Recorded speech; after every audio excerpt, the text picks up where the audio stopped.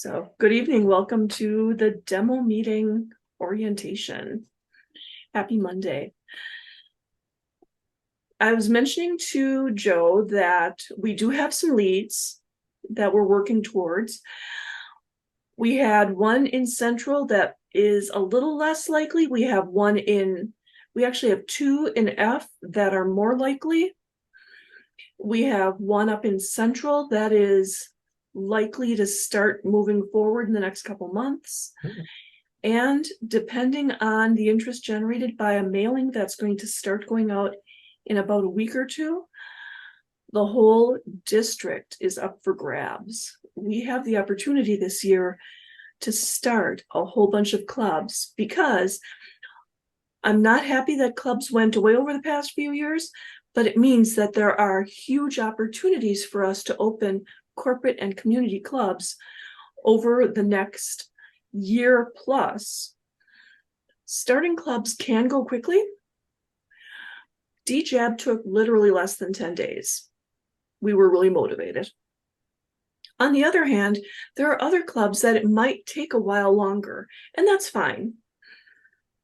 We publicize, we bring together a group of people, ideally with a demo meeting.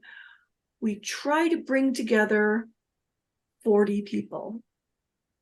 Sounds really big, but there are going to be some people who are still afraid of public speaking and too afraid to even sign up.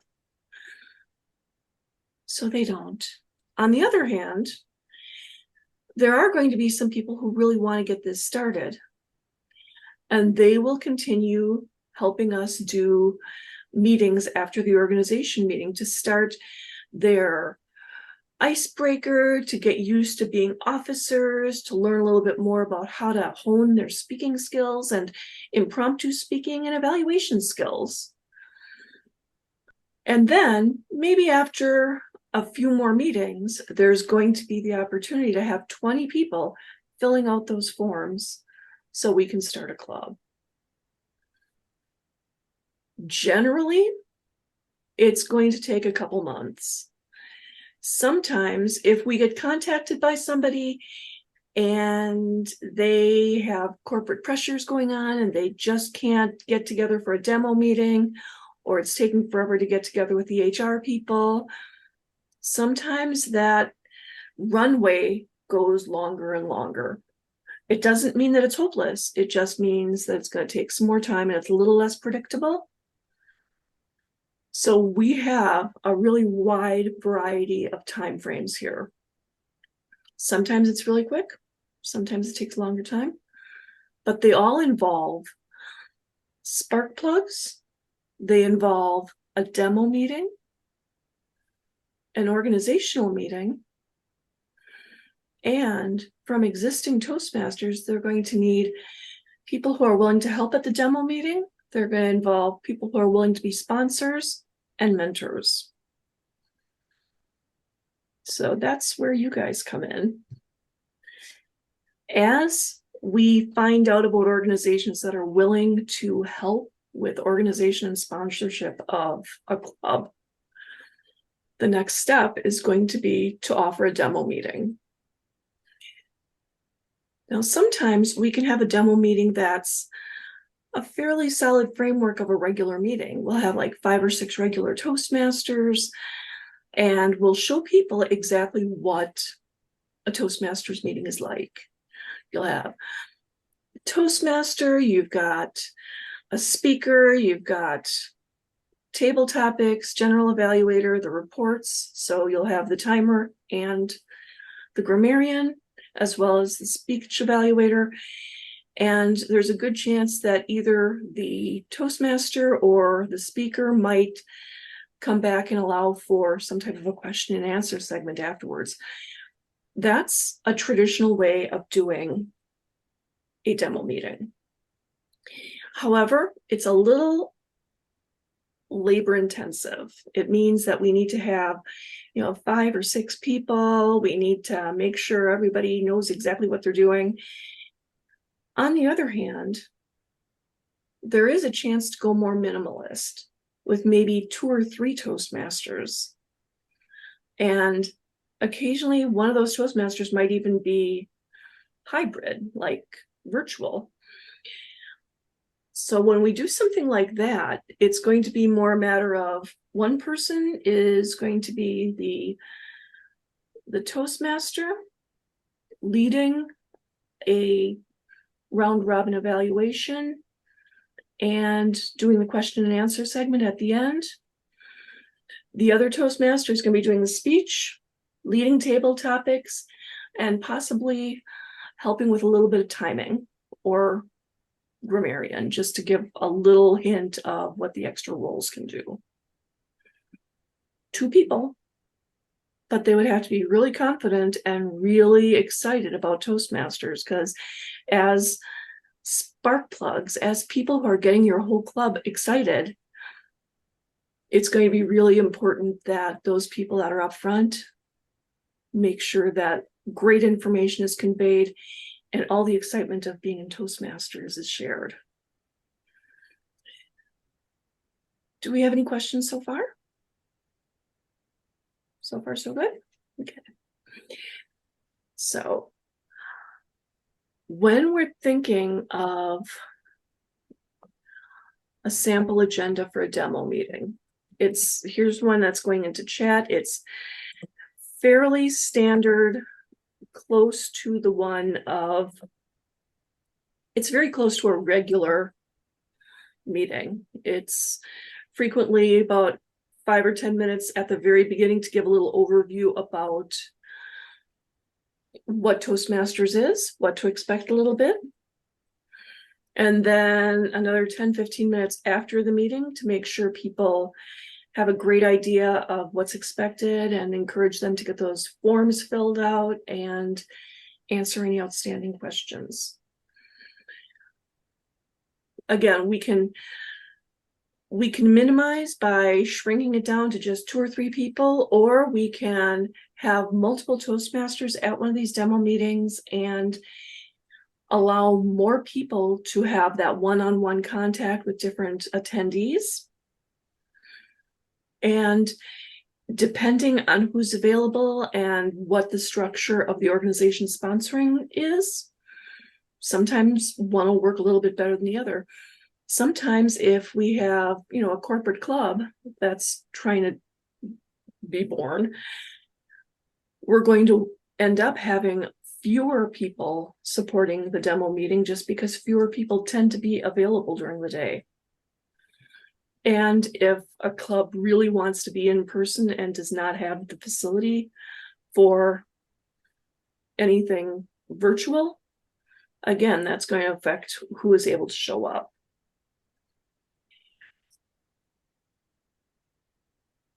So one element that's really important with demo meetings is conveying excitement.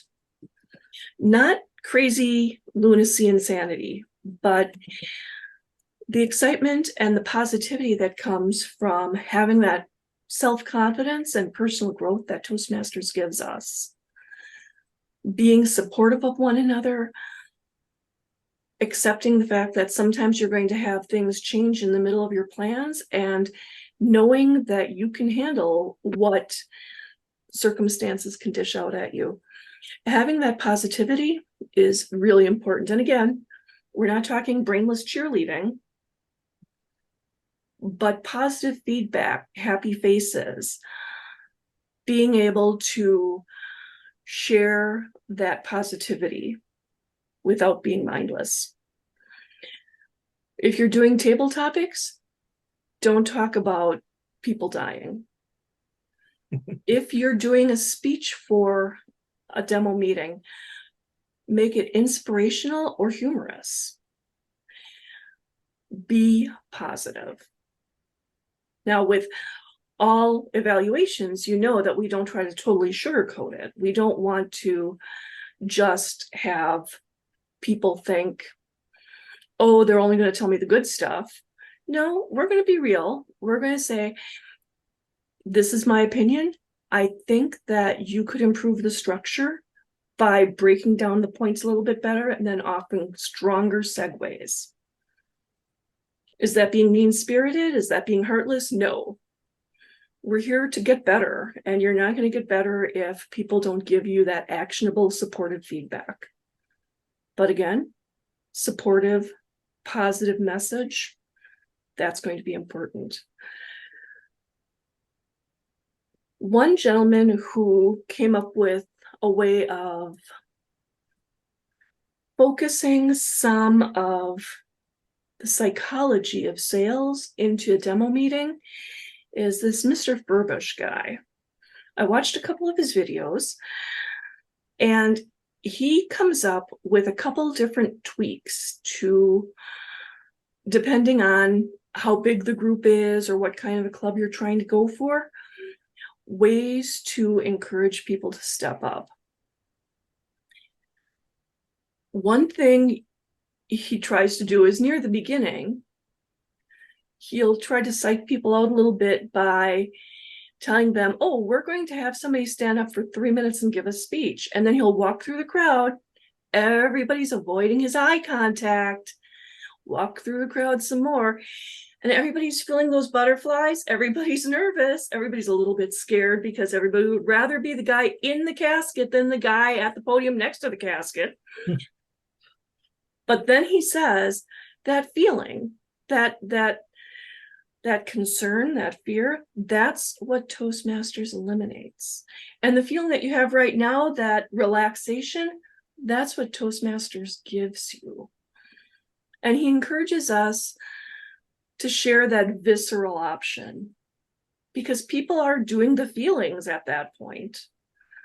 So if you have a community club, maybe a specialty club, or if you're in a company that might be a little bit more touchy-feely, that might work. Another thing he suggests is when you hand out those membership forms, I wish everybody could be a charter member. I can guarantee that anybody who gets the form back to me today, you can be a charter member. You're creating that scarcity. I'm an econ major, and we're all about what is scarcity. It's creating that demand by somehow ratcheting the supply back. And it allows people to think, well, that's why I need to get this paperwork in. It's a little convoluted, but it can work. You would still be able to accept forms after today. And people don't even have to get their payment in today. But once they've got the paperwork in, you've got the form on file, you've got their contact information, and they at least have a pretty good idea that, yes, they're going to be asked for at least $60, $80 in the next week or so. So they're planning on it. So rather than doing a really crazy zany hard sell, fill this in and you'll win a prize, or having crazy raffles or whatever at demo meetings, it's possible to encourage people to take action just by tweaking some of your questions a little bit. So possible using that visceral walk around and let people think you're going to ask them to speak for 3 minutes, maybe. Or creating that scarcity by telling people to please get those forms in today, because that's the only way you can make sure that they're going to be a charter member. So that's a little bit about the demo meeting. It's kind of a compressed regular meeting. You want to make sure people can hear a speaker. You're going to make sure there's the opportunity for table topics. And frankly, if you've got more regular Toastmasters, you've got a couple people who can step up and demonstrate before you're asking the audience. And then talking a little bit more about evaluations. You can possibly have either a PDF shared in Zoom if it's a virtual, or if it's a virtual meeting, or if you have people in person, have an evaluation form or a list of evaluation pointers, so people have an idea of what we're looking at when we're talking about evaluating a speech. If you encourage people to offer their opinion, everybody's got an opinion, right? If you want people to offer their opinion, sometimes having that information, did the speaker seem nervous? Did the speaker have a clear purpose to the speech? Did the speaker use vocal variety? All the good basics of an evaluation allow the entire room to get involved with that evaluation and to offer that helpful, supportive, actionable feedback that we all try to deliver. So that's a bit of an overview on demo meetings. Again, we don't have any demo meetings scheduled immediately, but there's actually a real chance that we'll have at least one by the end of the month. So I wanted to get this information out. The next step after a demo meeting, once we've got like at least 20 applications, preferably more, would be the organization meeting. And that's where everybody comes together and people think a little bit about what they want to do in the club. What should the club's name be? When should we meet? Possibly where should we meet? If it's a corporate club, what parts of the corporation should we really try to highlight during our meetings? If it's a community or specialty club, how are we going to make our club meetings fun and unique? And who are our officers? So the other component of a demo meeting is watching to see who are the first 7 people who get that form in, or possibly who are the people who helped you set up the demo meeting. If there's somebody at a corporation who's really excited about creating a Toastmasters club, maybe that person is going to be your VPE or president.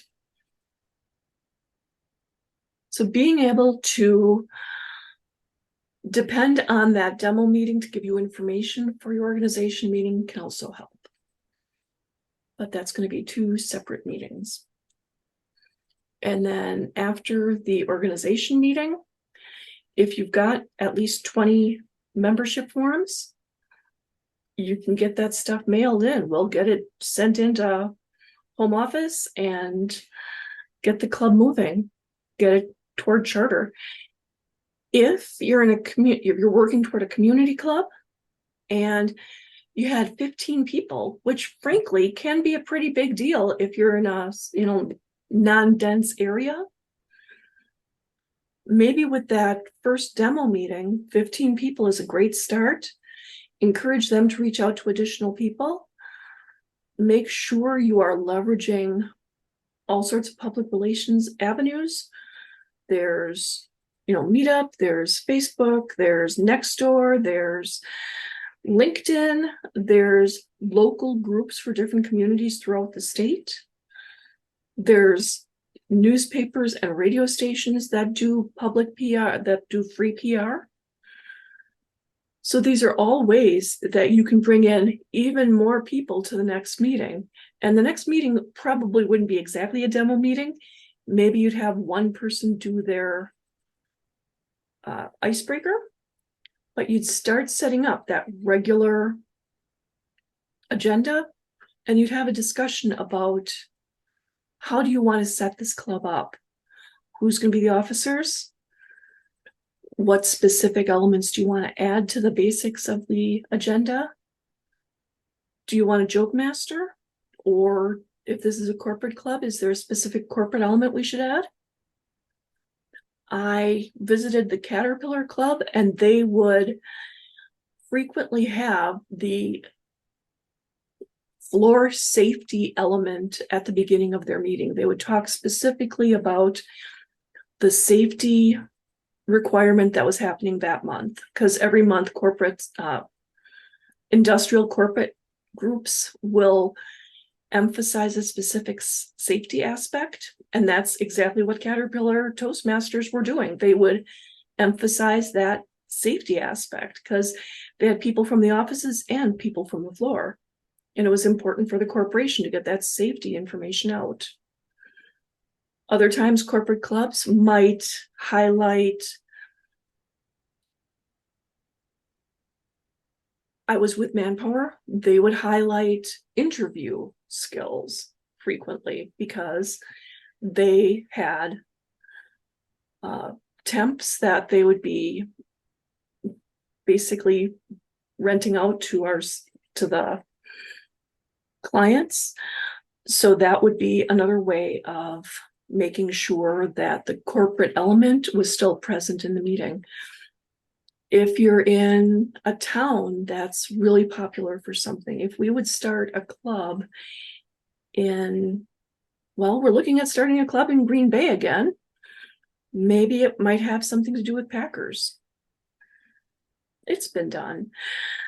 Maybe we would start a club in the Dells and they'd have more information on, maybe the new tourist trap or new ways of recruiting people to work there seasonally. Having those little elements that focus specifically on items of interest really can keep your club unique. And that's going to be something to be discussed during the organization meeting. So, does anybody have questions yet? Let's see, there's let's see. Yep, actually District 35 used to have a club at Caterpillar, and it is now the Oak Creek Club. So what has happened in the past is we'll start a corporate club. We have corporate people who are willing to pay that $125 initial fee to start a club, and they're willing to pay money towards their employees to get that training. And then if the corporation goes away or they get rid of an entire division of people and there's nobody to be in the club anymore, we can transition the charter to a community club. It's a possibility, as long as our area directors are in contact with the club and know what's going on. So that's where the area directors come from. Two more things, if you don't mind me sharing. Yeah. I'll give you a little secret that I learned from some of the trio members when I went to Nashville for the convention. They say that specialty clubs are awesome. Like, for example, I've always wanted to start a debate club here in District 35. And Lee, have you ever thought about starting a government club in the Madison Capitol building? I believe that's in your area. And that's I believe it's been tried. Okay, So I know I have a couple state offices that are on my mailing list. And there's a chance that either it could be something, if they bite, if they want us to, there might be something specifically local for one of those offices, or given that we now have Zoom and we use it frequently, something like the Milwaukee DMV and the Madison DMV could each have halves of a club and be able to share that communication. So we'll see what happens, but definitely there are lots of, especially now that we only have like 80 clubs, there are lots of locations and organizations and companies that need Toastmasters. So we're going to get out there and do something. Bethany, are you trying? It doesn't say you're on mute, but I don't hear you. Try again. No. If you could put your note in the chat, could you put your note in the chat? Because we'd love to hear from you.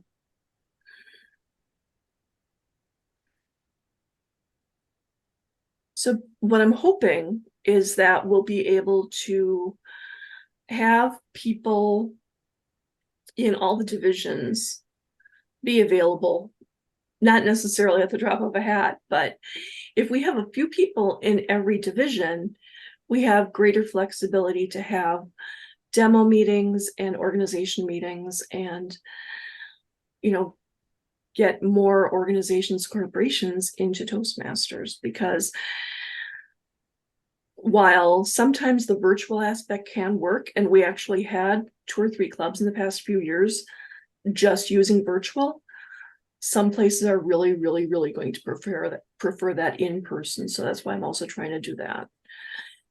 The other thing, and I'm not sure if anybody has looked at the incentives page lately, we did finally post live the incentives information. And the one cool thing is that if you organize a demo meeting, if you are the contact person and you're recruiting people to do a demo meeting, you're eligible for some points. And if you're attending and supporting a demo meeting, that's another way of earning points. And then at the end of the year, well, actually, even before the end of the year, we're going to be looking at which clubs have the most points, which clubs are doing the most interesting things. And we're going to give a monthly award. And then at the end of the year, or near the end of the year, we're going to give awards to the individuals who have done the most, as well as eventually the top clubs in each division. So it's a point system based on not only the demo meetings and the organization meetings, but there's also going to be a lot of information about public relations and training, attending training, developing training. Lots of really great opportunities for people to step up in and out of the club. So Bethany says, when I started in I bet that's supposed to be 2002. I was a federal employee. Our club members were granted 30 minutes of admin time every 2 weeks if we held our meetings in conjunction with lunch. 92. Okay, wow. Bethany, I know somebody you know, and I can't remember who it is right now. I was just talking to somebody. Jesse Oakley. Yes. I saw him at convention as well. He went to high school with my cousins. So small world. So corporations and corporate, oh, wow. Well, you did a very good job, apparently, because he's amazing. So corporations have some challenges because we all have different timelines, we have different busy cycles, and depending on workflows, that can also be challenging. So when we're working with corporate clubs, it's important to hear, sometimes, just saying, okay, we're just going to go with lunchtime because most people have lunchtime free. But then if you have an organization that is across time zones, that can also be a challenge. So again, that's going to be part of the organizational meeting, but being sensitive to time of day of the week, part of the month.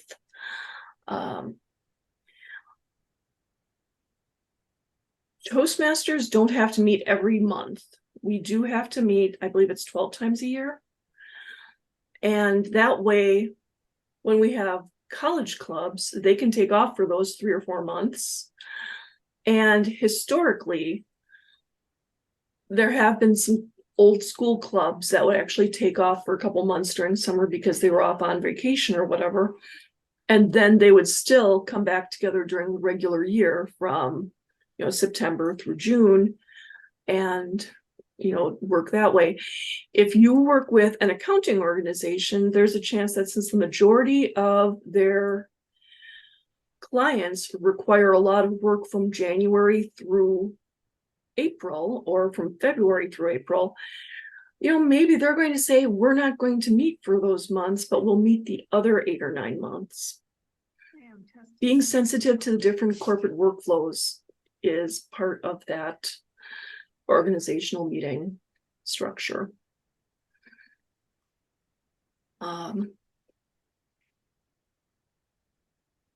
So I'm going to be putting out requests as more corporations and organizations reach out to me. I'll be publicizing it through the weekly news on the Facebook page. I will reach out to individuals if it's in person or if it's virtual. If you have other people in your clubs or you know of other Toastmasters who might be interested, we are actually recording this, so hopefully that's going to give us at least a basic piece of information so people have an idea of what they're signing up for. I'm hoping that we start 10 new clubs this year. That's what Jason threatened me with. Jason wants me to start 10 clubs. Actually, Jason wants us to have a new club in every county of the state, but that's like 72, and I'm not sure we'll be able to do it this year. But you know, once we get all those postcards out there, who knows what next year will bring. But as these opportunities arise, I'm hoping to be able to reach out to people who might be available and who are interested. So if you know of other people, I'm going to be publicizing where this video is going to be, as well as some additional documentation on the Toastmasters site and on YouTube. Okay. So any other questions, feedback, suggestions, ideas?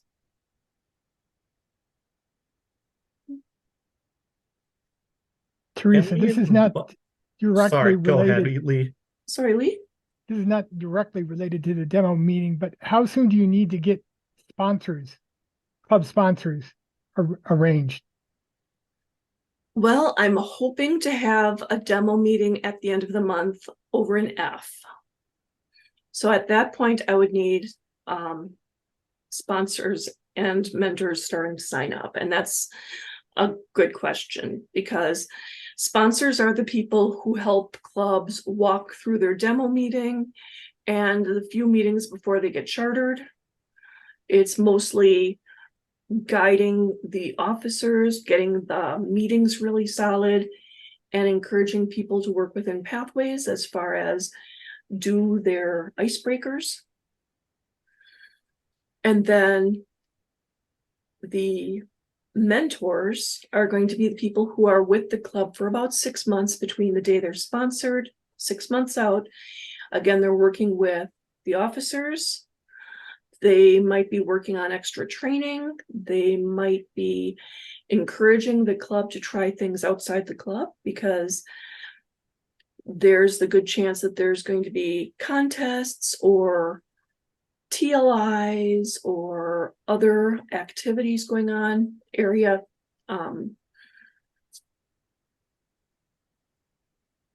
councils.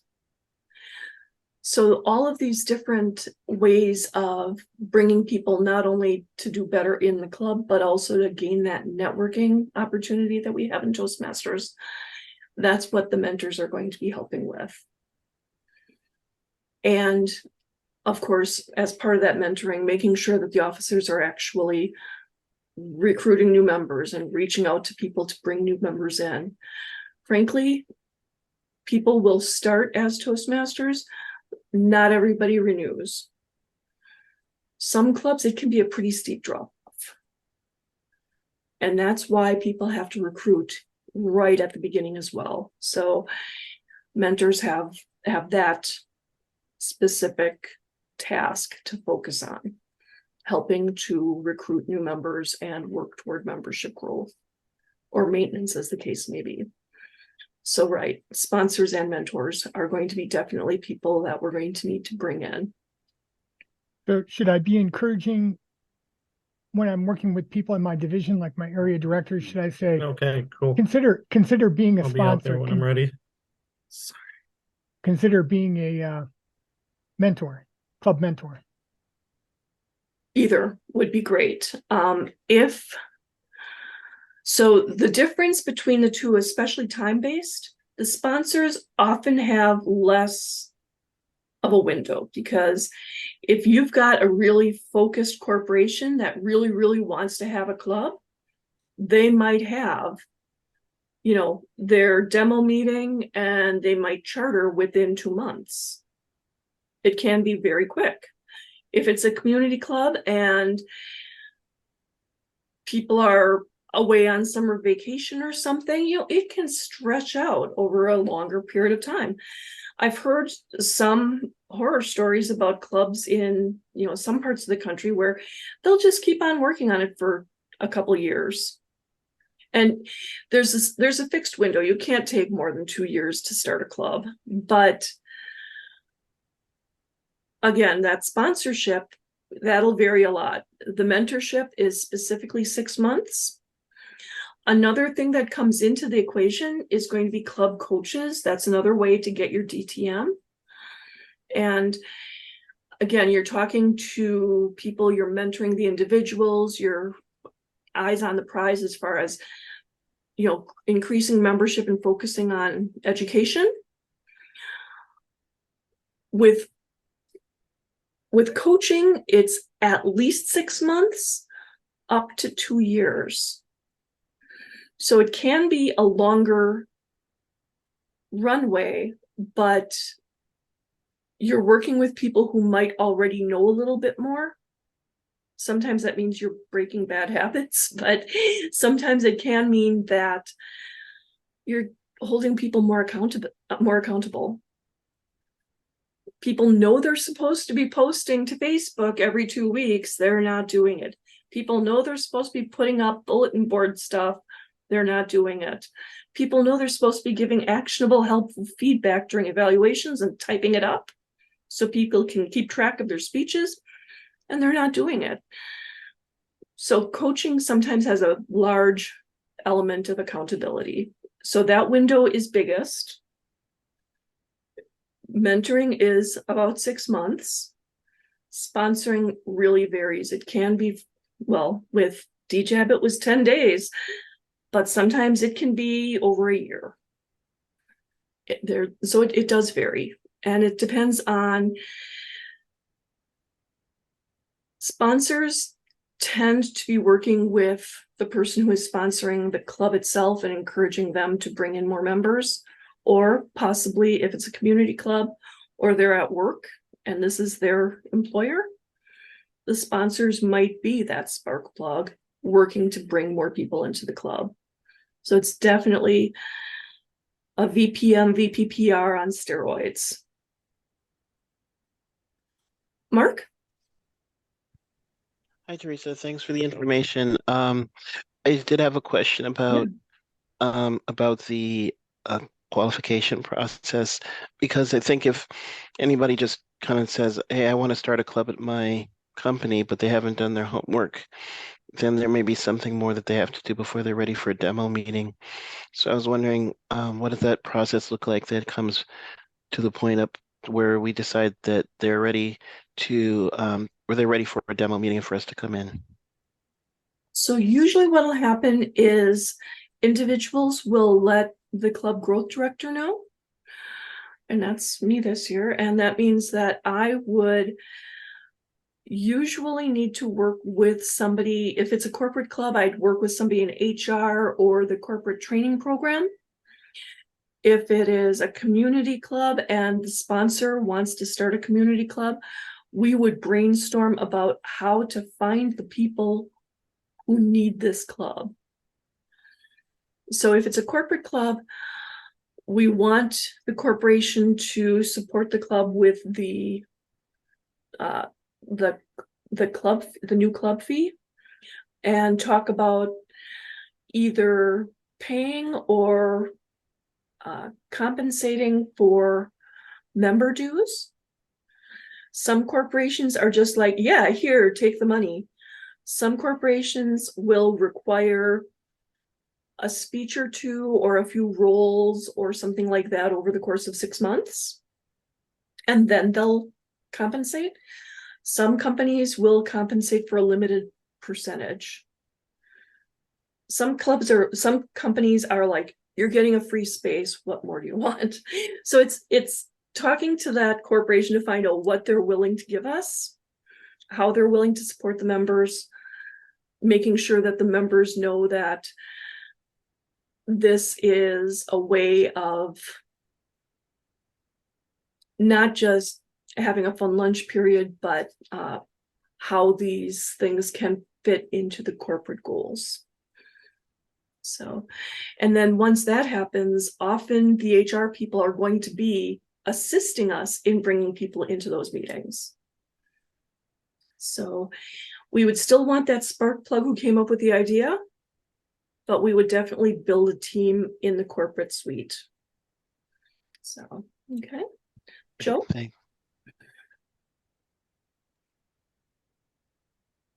Can we invite other Toastmasters to come join these demo meetings besides the one that are here tonight? Definitely. I would hope that they would take a 45 minutes to listen to the video we have here. I'm also going to have some links to a couple other videos on YouTube, as well as some documentation at TI. So if people are hoping to organize a demo meeting, I would probably make sure that they have an idea of what's expected before I just cut people loose and say, go do it. Mm. Even you guys, if you want to run a demo meeting, I would love to touch base with you first to make sure if I can support you, how I can help you. I don't want to throw anybody under the bus, and I don't want anybody to have a crappy demo meeting. Okay, I want us all to be successful. We're all on the same team. So, and definitely I'm hoping that there will be more people out there. And that's why I'm recording. I had a couple people reach out and say their club meets tonight or they are busy and they are still interested. So